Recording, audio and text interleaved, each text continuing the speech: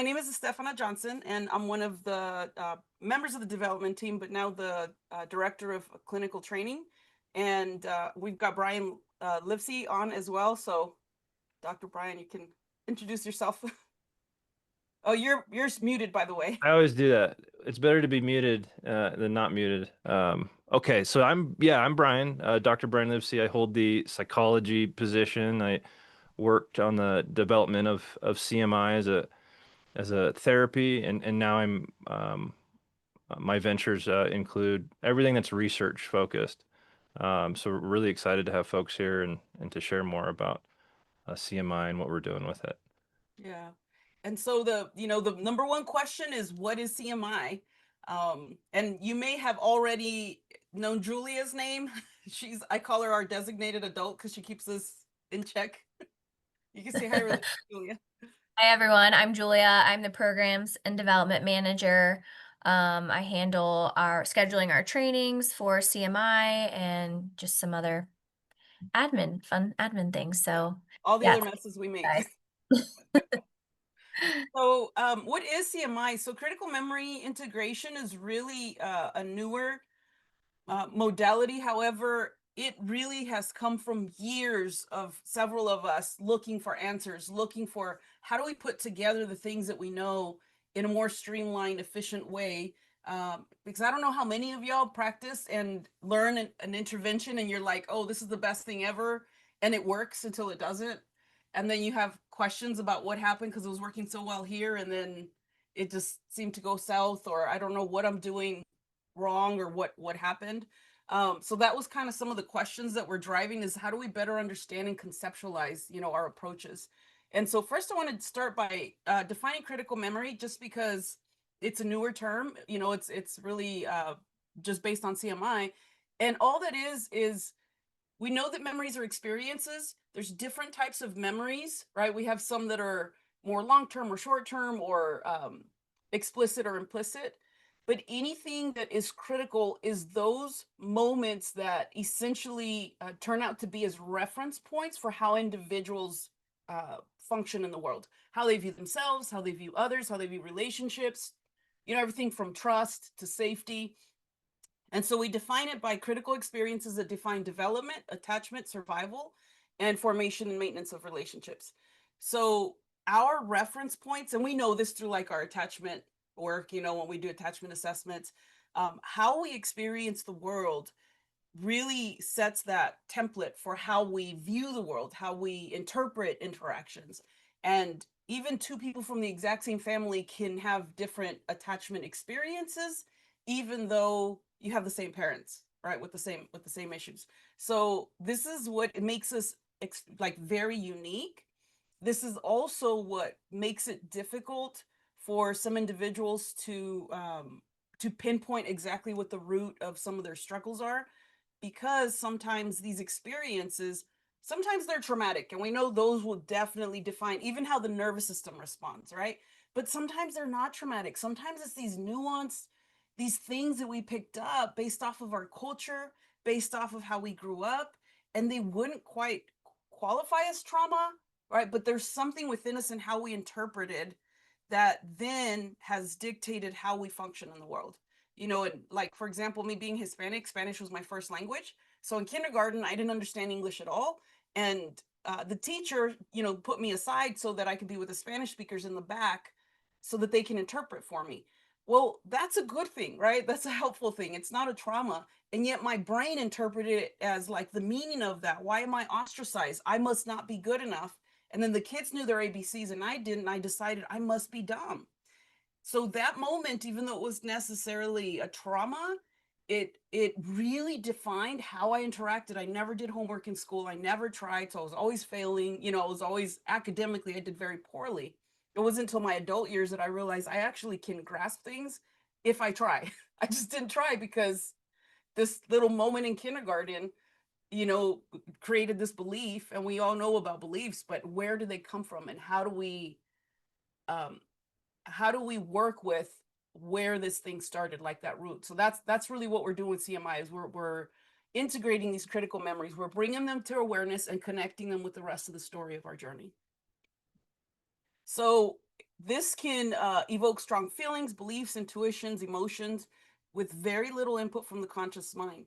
And when I first started in this field, I was really heavily trained in CBT, cognitive approaches, because I worked with kids at risk youth that were court ordered. I don't know if y'all ever worked with court ordered individuals, but add to that ages 11 and 12, and you got you a recipe for some really challenging cases. And the tools that they gave us were really cognitive, teach them to think differently. These kids don't even know that they think, they're just very reactive. So it makes it very difficult. So I don't know how many of you have worked with individuals that you're teaching them like a different cognitive approach, you're teaching them regulation skills, and then they seem to do well until they get into a situation where it seems like everything goes out the window, right? And they revert to those old adaptive responses. So oftentimes these responses are stored way deep beneath our conscious awareness.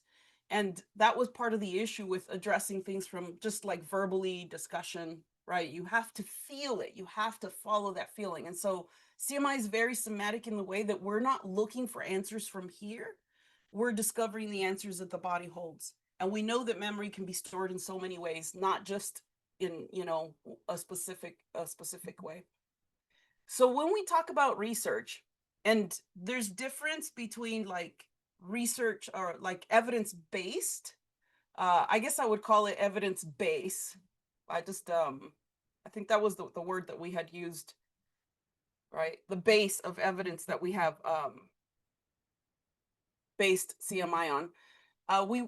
We wanted to make sure that everything that was part of CMI is well researched and well understood. We're not just throwing out some ideas, and a lot of us clinicians that contributed to this modality have decades of experience, from 10 to 20 years, some 30, and brought in what we had learned over time from the different modalities that we were trained in.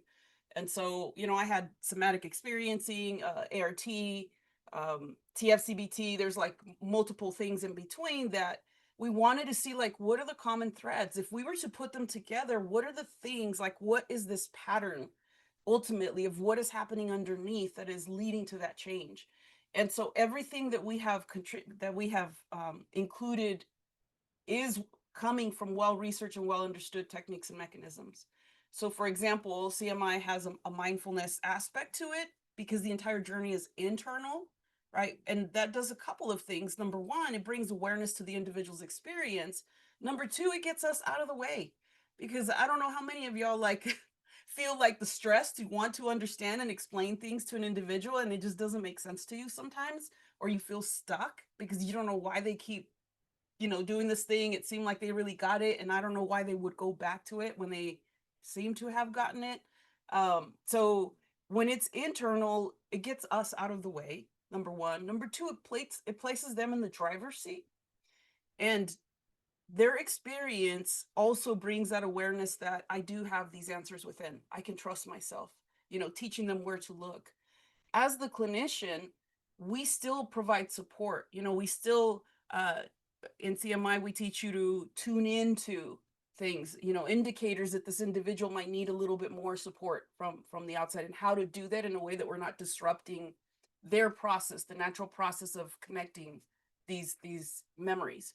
The somatic piece is really the I would say like the crux of it, like the center of it. We look at symptoms or problems as signals. So whether the individual comes in and says, I'm stuck on this cycle that I keep picking like toxic partners, or I can't stop thinking, flashbacks about this event that happened. I find myself short fused and overreactive. Any of those things, general presentations that we see in our intakes, we can tune in and find the signal. And rather than focusing on just regulating and coping with those things, which are also very useful techniques, but that's not the same as healing, right? Coping is not the same as healing. Managing is not the same as healing or integrating. So those techniques are necessary and useful, but they're incomplete if we can't get them to get to the root of what is causing this response to begin with. So we use a somatic approach to kind of connect with the signal. We call it a signal, right? To find, because it will take you to where this thing started. And it's very like emotion focused approaches. I mentioned not coping or managing. We're really exploring. And so CMI uses what's called sensation emotion expansion. And so we're teaching our individuals, or us ourselves too, to learn how to connect with the valuable information that the emotion is providing, because that's all it is data from inside the body. Now, any of you that work with trauma might be like, ooh, you know, they're too overwhelmed with emotions all at once, because they haven't learned to really tune in and like digest. I tell people it's like you're shoving the whole plate of food in your mouth. Of course, you're going to choke. So what do? We teach them to slow down, right? We guide them. We put parameters on that digestion process. We take this little bite, focus on this little thing, a little bit at a time. And as we practice that, they learn how to tune in without adding to it. Because a lot of us, we have a feeling and then we add to it by thinking of all the other times this person pissed us off, or all the other times this has happened. And it just adds to it instead of just focusing on that, instead of allowing ourselves to just digest that one particular experience. And then the narrative focused approach is also very valuable. Here's the piece. If you're looking for just a story, like what is your belief or your negative cognition, the individual might not know. It might be hard for them to identify it. And then ultimately, you might be giving suggestions and they might pick something that's not quite it, right? It's hard to conceptualize or articulate into words. And so those are the limitations. It can help sometimes, but sometimes it also derails from where the actual issue is. So like a narrative that's explicit has that story, but there are also implicit things that happen in our body that kind of have their own meaning to it. The way our nervous system responds. Nervous system has data that it's collected that says that I need to go into fight or flight when all of these things present. That's kind of a narrative, but it's not, you know, it's like a programming, but you're not going to get that from a conscious with conscious awareness. You're not going to discover that. You can, however, as you're feeling your way through things. Right. So we work with it differently. So sometimes it is a story, sometimes it's a belief, sometimes it's a part that they feel, that they identify, but we're not putting the context to it. We're teaching individuals to tune into how it emerges organically in the way the individual processes these experiences. So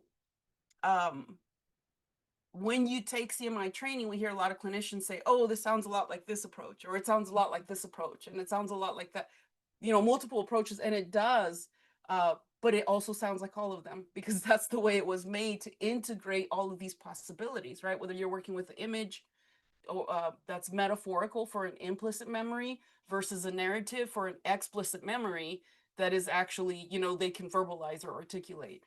And so we're teaching you to tune into the patterns. We're teaching you to tune into how to work with that in a way that allows them to like process, you know, or integrate the information in the way they need to. We do have right now, we're in talks with organizations regarding doing actual research. And we've been in talks with one university in particular where we've had a few meetings where we're structuring a study and getting funding. But for now, because it's kind of newer, you know, the way we've established it, we really just have more of the case studies and what we're observing in practice. And I've been in the field for 20 years, mainly as a trauma clinician, and I could tell you, you know, I still practice. We dedicate a couple of days a week to practice, and the main difference that I have seen in using this approach is that for treatment, my clients don't just go from like symptom reduction. They really get to know themselves, trust in themselves, and become more than the pre-trauma level of functioning. So I've had individuals who they don't just come and say, okay, I can go back to work, but now they turn their experience into a purpose, into a mission. So they might join a nonprofit or start a nonprofit, or, you know, just all of a sudden they're driven to do something with their experience, which I think is the most beautiful thing to observe and watch happen.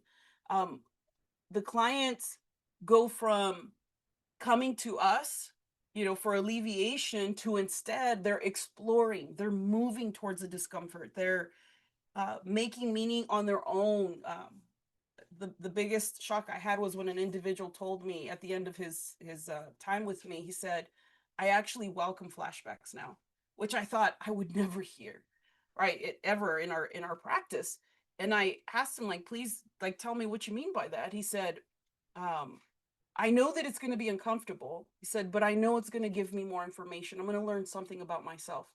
And what they told me, because this is kind of our theory, is that it's our sense of self, right? What we call our core, and our ability, or the level of connection to ourselves, that allows us to go through adversity, to look at situations, and it's the difference between recognizing that this experience is historical versus getting siphoned into it, right? If you have enough awareness here that you can bring awareness to a horrific experience and not get pulled into it, call that dual awareness.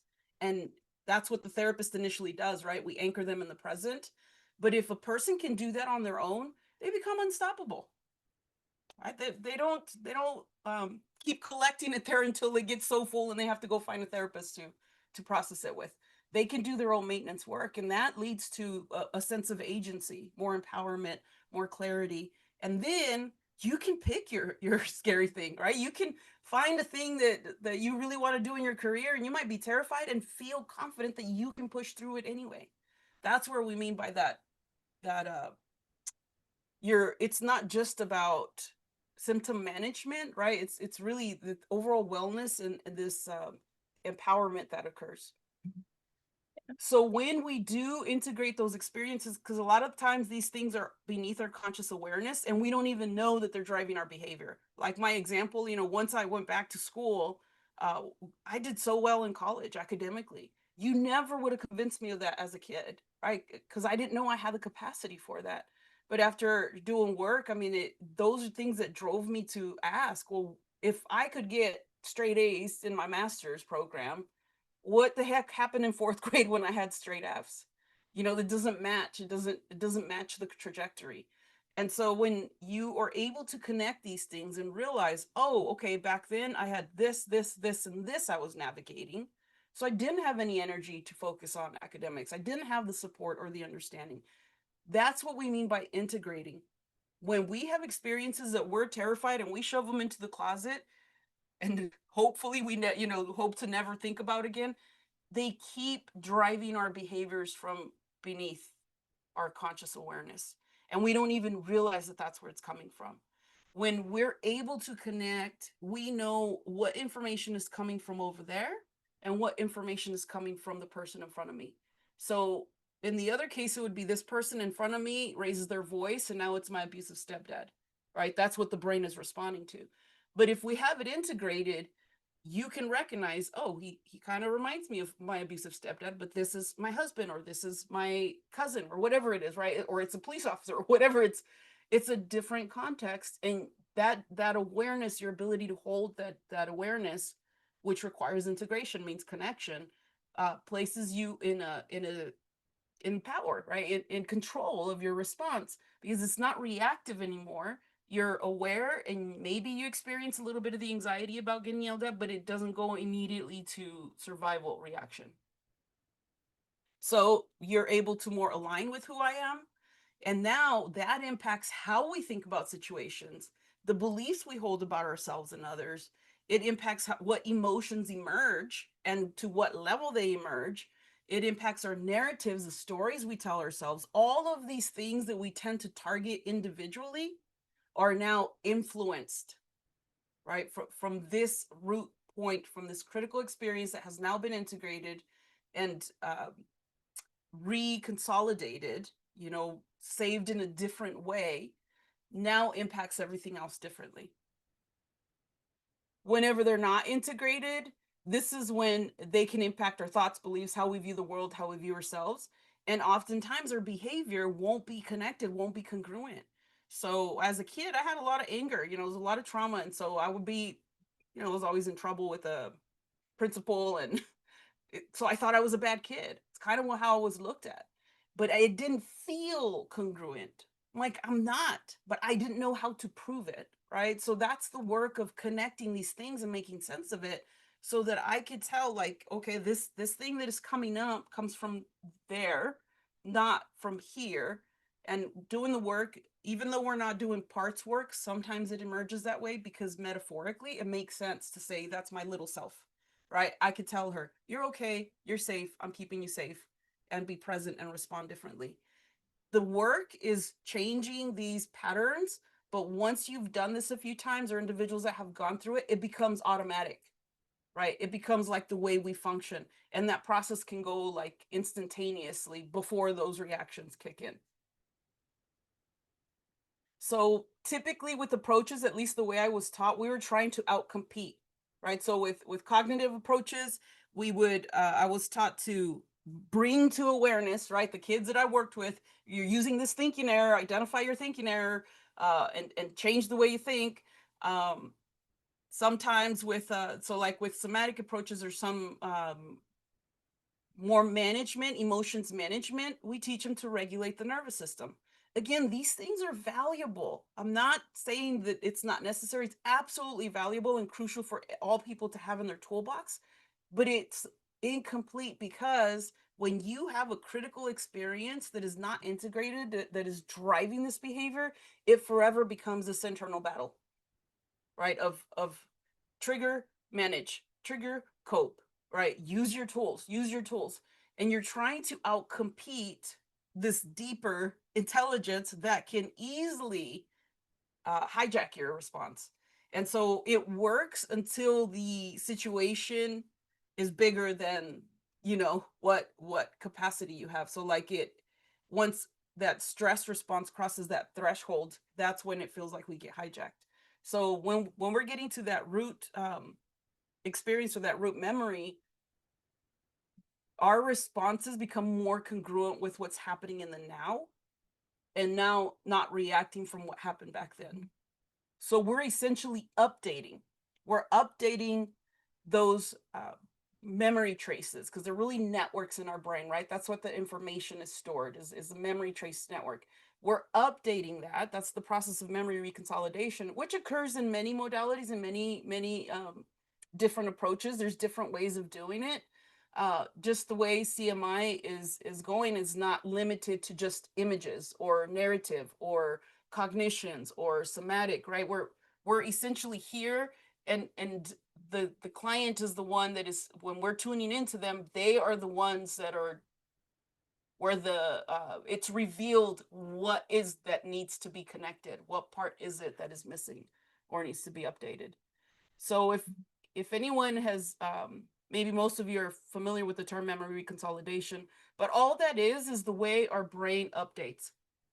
So the information, essentially a memory, is stored as information in different areas of the brain, but when the memory comes up, you get like, you know, the thoughts from the frontal lobe, you get the images from back here, you get but all of it comes together like a little network that's activated.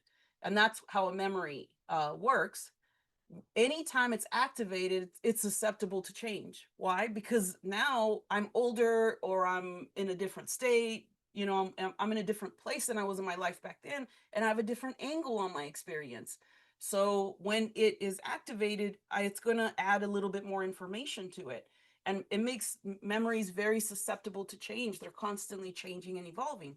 Unfortunately, when we have a trauma memory and we've been trying to avoid it, every time it activates and we're like, oh no, freaking out, you add a little more danger to it, right? So this can work in the sense that you can exacerbate it, and that thing that was a threat back then now becomes a threat now as well, because just thinking about it adds to the stress, and it kind of adds layers to it. And that's the problem with constantly trying to like forget or just to desensitize, right? So that it doesn't bother me. I shove it deeper in the closet. I hide it under things. I put extra tape on top, duct tape on the door, whatever it is. And it might bring it further out of our conscious awareness, but it doesn't mean it won't continue impacting us in sneaky ways, right? In our daily functioning. So we really believe in actually moving towards, and everyone, even the worst things that you have experienced, you already survived it. So the response now isn't about the danger that it presents now, it's about the danger it presented back then. That's what we need to update. We need the brain to know that you're only thinking about it. You're not going through it right now. And it's important for us to actually activate it in order to update it. Now, with this approach, the therapist is not the one that is dictating where the individual goes. We are tuning into the individual. This is the thing that mitigates that flooding that occurs often when therapists go poking in and saying, give me your big T traumas and let's go there, or let's go to the earliest. That individual might not be ready to address that particular thing. So with CMI, we're really tuning into what the individual is presenting with and helping them tune into what their brain is already telling them that they're ready to handle. Right? So that's what we walk through. It's different in the sense that we are not the experts in where they need to go. We're the experts in the tuning to where they need to go so that they can follow that pathway and get to what they want. And what happens is oftentimes, especially people with complex trauma, it'll start in one particular area, and before I know it, they're ready to go to their big T traumas, but they're the ones that decide that, or their body's the one that is indicating that, not myself. So when you look at training, we really start off with the clinician. The foundations is based off, it gives you all the information on like the language that we use just for cohesiveness so that it's, you can put it together like a map and make sense.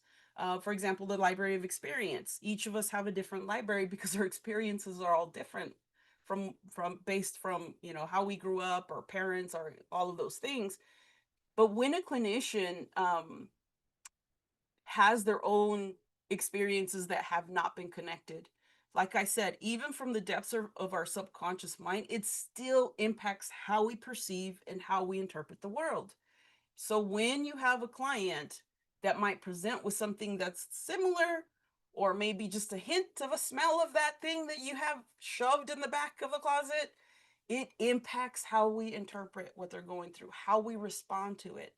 And I've seen this like on forums where clinicians will say, well, I'll work with anxiety, but not with trauma, because they don't want to work with trauma.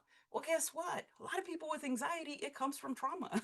So what's going to happen when they're seeing you and you're saying, no, we're not doing that, we're just focusing on this, is you run the risk of re-traumatizing them, rehashing those like attachment wounds of you are too much. Those parts of you are too ugly or too scary or too much to address. And it reinforces this thing of I'm too broken or there's no hope for me. So there could be a lot of damage that can be done in misattunement. We can inadvertently derail because if I think this was the problem in my relationship with a parent or my experience with an assault, but for them, it was a different aspect of it, but I am now looking at it from my lens. I might think I'm tuning in, but it really goes to my personal thing and not theirs. And now they just missed where they really needed to go. So that's what we mean by derailing. Or it can activate the individual because we're poking at where we think they should go versus where they're really ready to go. So the activation piece. And then the results really is that expanded sense of self, which decreases the symptoms because our nervous system stresses out when it thinks there's threat. If there's something there that is uncomfortable, but not necessarily like a life or death situation, right? We might get nervous, but we don't go into panic. We don't go into like the full blown fight or flight.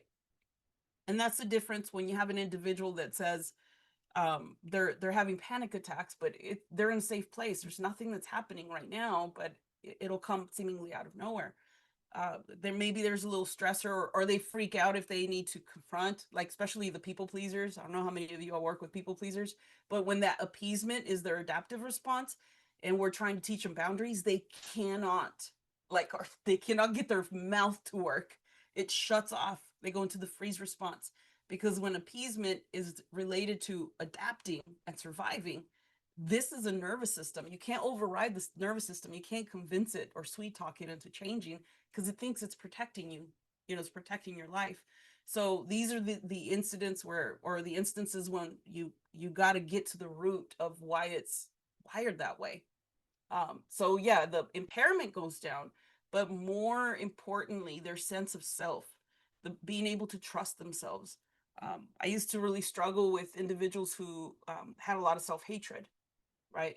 And self-hatred really is just self-rejection. right? Not understanding themselves, not looking at the full context of what was happening and why they responded the way they did.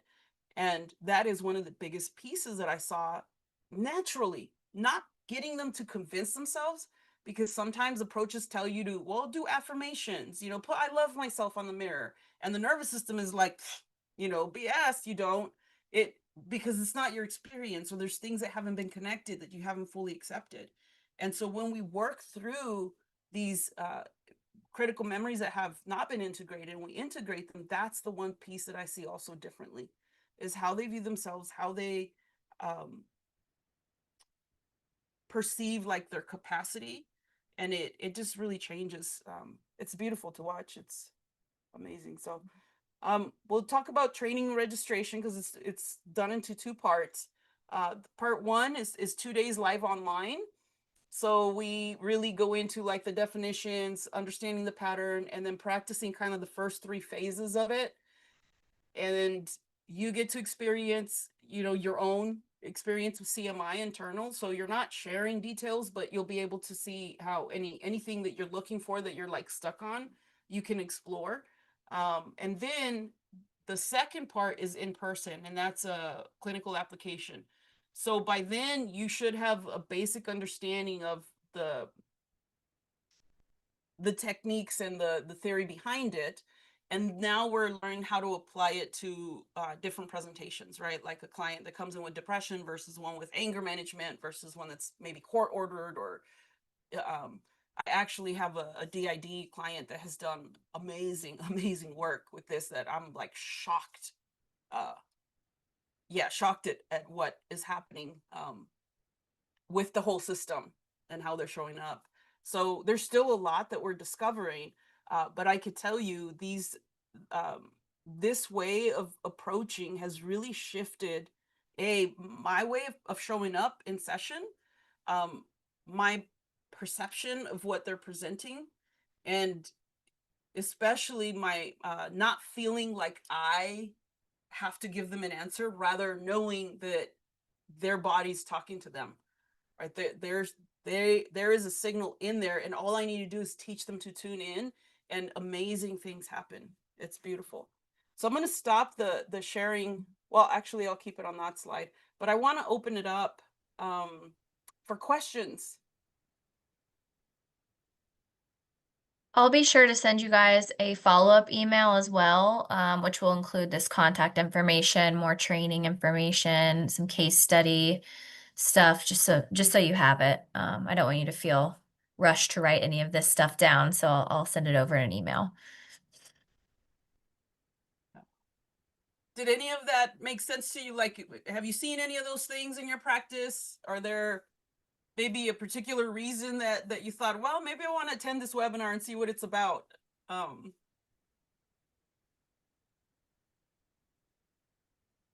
don't worry, all of you. There we go, Moni. Thank you. I thought it would be interesting to attend because I do feel like, yes, those core memories are, so important, so critical in driving current behavior, and in a lot of the, symptoms that we see the clients come in, presenting with. So it seems very interesting. And I did have a question, but I just realized I was going to ask and it was already answered. I was going to ask like how long the average treatment is for, and I saw it said 6 to 8 weeks, right? Yeah, well, Or less. the modality itself could be done. I think most of my CMI sessions are maybe 30 to 40 minutes.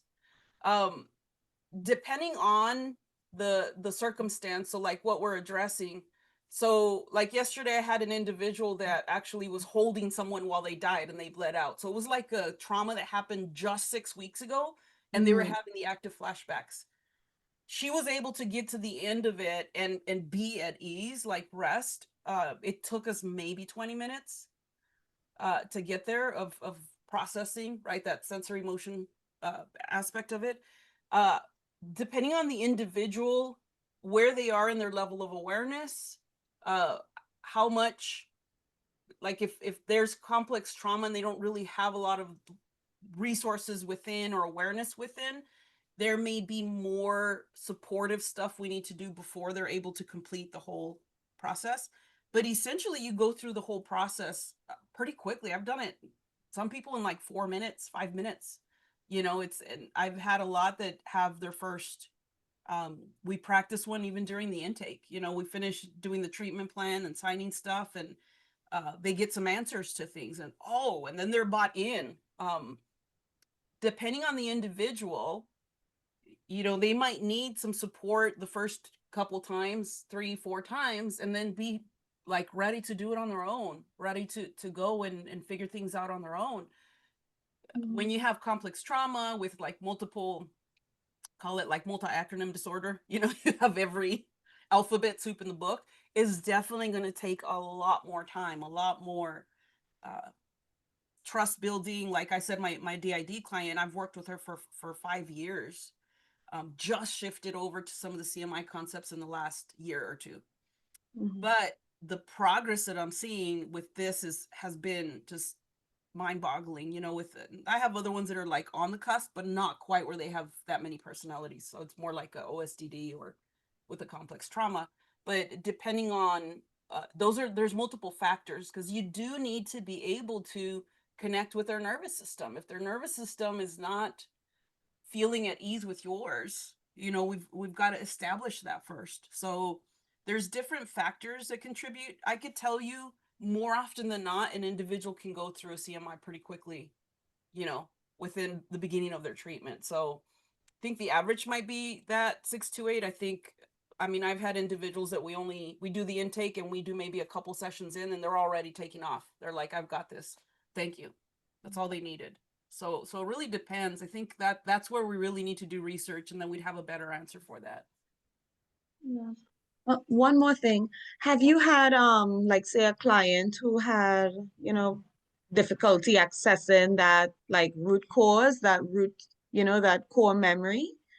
So we want to emphasize that it's not just a memory, is not just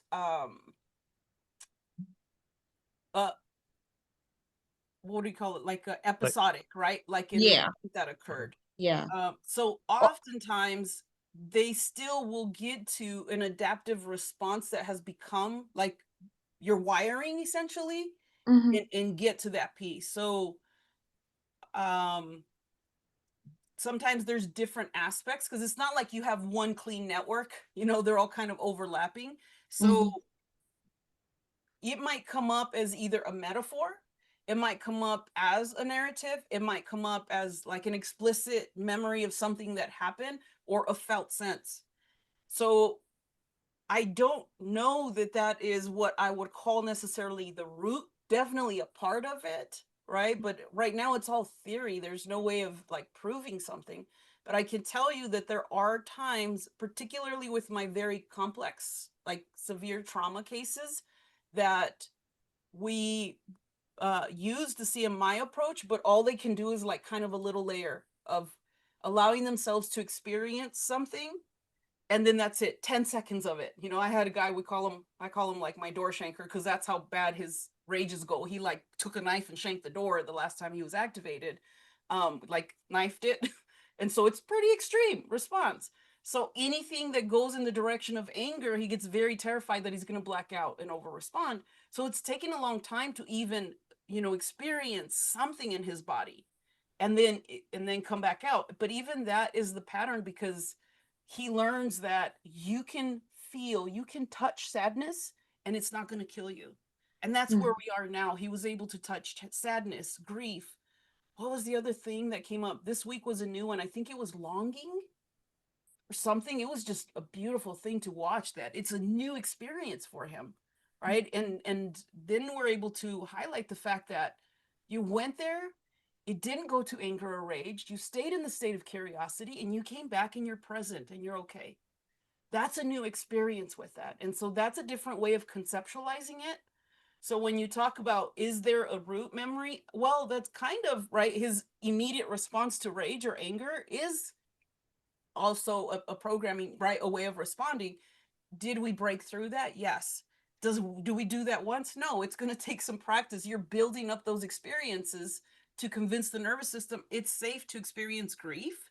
It's safe to connect to the possibility of joy or safety, and you don't have to immediately protect, right? So that's why we mean it's like more of a pattern. Hopefully that answers your I get question. it. Does it? Thank you. Yeah, thank you for the questions. It's great. What about you, Mark or Jennifer? Any questions or comments you might have?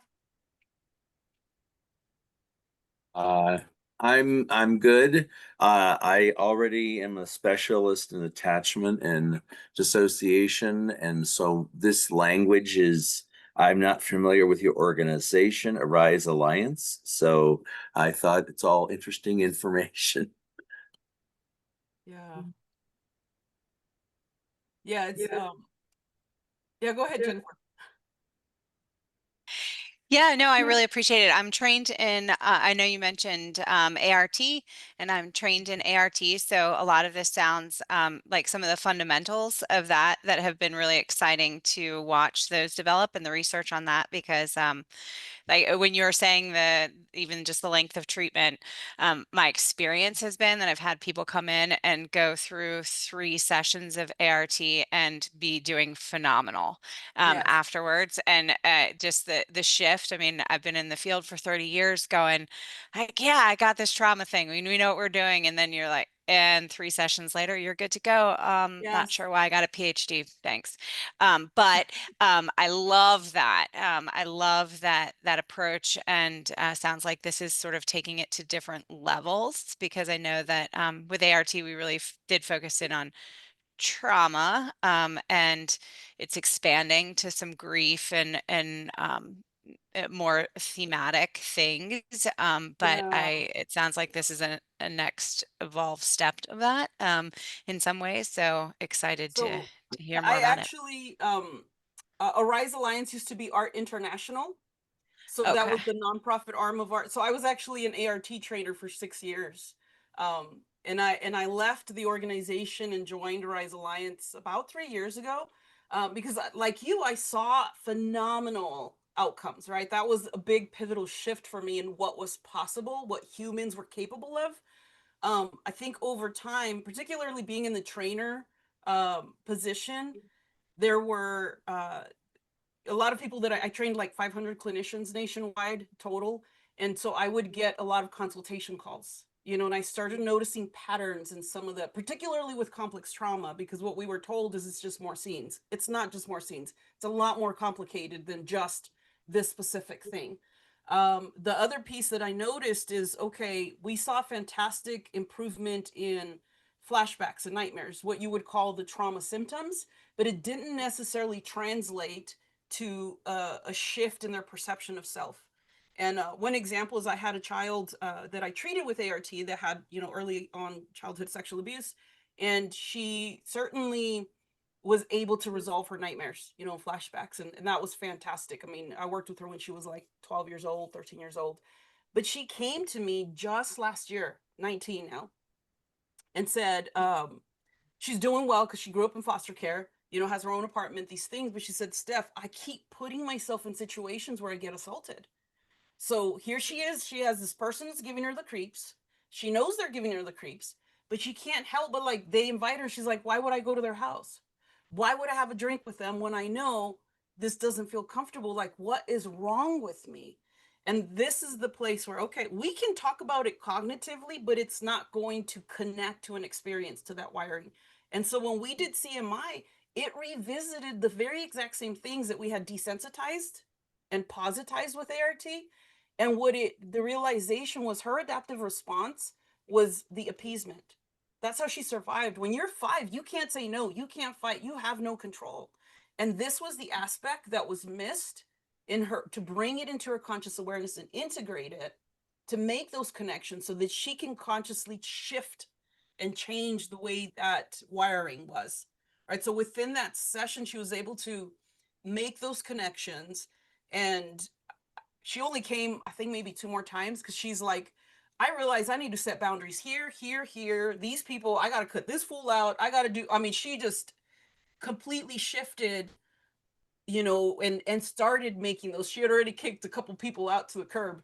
And that is the difference, right? The difference is it isn't just the symptoms, because we look at the DSM diagnosis of is very particular, which, by the way, you could have a breakup and have all those symptoms, right? But it wouldn't qualify for PTSD. You could get to the point where you're avoiding places, where you have constant flashbacks, all these things. So it's really more about how are humans wired and why do we respond that way? And what is it about us that one person can go through the exact same event and not develop PTSD and another one can't? And it's not eye movements, because I looked at that. I'm looking at people who go through adversity and they don't sit there and do eye movements, you know, the ones who get through it. That is one tool that assists in like the desensitization, but it's not the only tool. So those are some of the questions that drove me to look for something more. Was number one, what I'm being told about the mechanisms of action doesn't quite fit everything else, right? So what else are we missing? And why is it with complex trauma? So there's a couple things that really differentiate us from ART. Number one, the sensation emotion expansion. So whereas, and this was a struggle for me as an ART therapist, was immediately they get uncomfortable and I want to like erase it or clear it out, or, you know, my hand was like twitching, coming up, wanting to do something for them. I had to reprogram myself there. So we're not looking at it as something to be cleared and alleviated. We're looking at it as something to be explored. And in that process, once the data is connected, once that's integrated, it doesn't continue emerging, right? But it's a more, now we also got the message that it was given to us, things that we didn't even know were interpreted from that experience. There's the obvious, but sometimes there's a lot of nuances that are not so obvious that we miss whenever we just desensitize. The other piece was a positization. We're completely opposite from that, right? Positization is to replace so that, oh, you can make it how you want. And it works in the sense that now they are not having the same ugly things come up. But how many times have you had individuals that say, I don't want to lie to myself, right? And what I realized, part of that is you're not honoring their experience. You know, you're not honoring, it's not honoring of what they have endured and what they have learned through those experiences. And so with this approach is not about making it pretty and good. However, it's about making you more powerful than that thing that you went through. You are bigger than that thing. So you don't need to change that thing because you already overcame it, right? You could hang the trophy on your wall and look at it like, yeah, that was part of my journey and this is what I got out of it. So there's a lot of differences. We don't do eye movements. It's very rare that I'll use the eye movement intervention because eye movements distract, right? They tax your working memory. And so it kind of gives this, it's like giving a 2-year-old a lollipop. So you keep them away from a dangerous situation. So it helps with people who have such loud responses that you need to tune them down a little bit so they can tune into it. But those that are already very disconnected, it just eliminates that, you know, decreases that signal. And so there's some pivotal differences that are that kind of, I almost see it like anti-art, you know, in that sense. The one piece is certainly metaphors show up, certainly images show up, because our brain can put a lot of data into a metaphor. And so we still work with those things, but we're not dictating how it goes. You know, we're teaching the client how to tune in to allow that process to happen organically. There's also not a script. You know, we're really moving away from the it's the idea of all process sizes based fit versus one. Yeah, it's more versus process protocol. based. So Yeah. it's not all sizes fit one intervention. Yeah. Hopefully that, I wanted to bring awareness to that because that is something that because I myself, I actually had trained Brian in art in one of our classes, and we had some of these discussions after. He's the one that had told me you don't need eye movements, and at first I was like, he's crazy, he doesn't know what he's talking about, but he did. I was crazy. So yeah, any other questions? I just want to tell you, I'm really so appreciative for you showing up, you know, taking this hour to just even spend with us or be curious with us.